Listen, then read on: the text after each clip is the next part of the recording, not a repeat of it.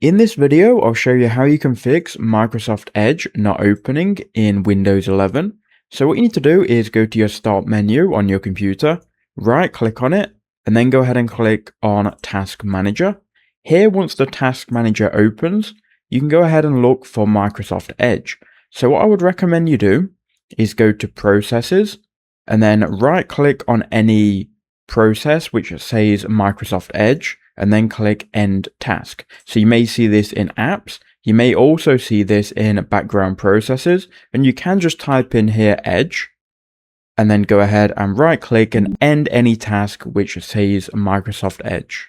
Again, go to Background Processes also, and just make sure there are no more open. As you can see for me, I have one of these open, so we can end this task as well. We can now go ahead and close out of this and now try and reopen Edge, and it may work for you. If that doesn't work, the second thing you can do is go to the Start menu, go to Settings. Then if you go to the left here, you can find Apps, and then click on Installed Apps. And then if you just search for Edge, you'll be able to find it. You can go ahead and click on the three dots next to it. Then if you click on Modify, you'll be able to then click Repair on Microsoft Edge. This will uninstall and reinstall Edge, but all of your data won't be affected. Click Repair, and then go ahead and reopen Edge and see if it works. Let me know which one worked for you in the comments.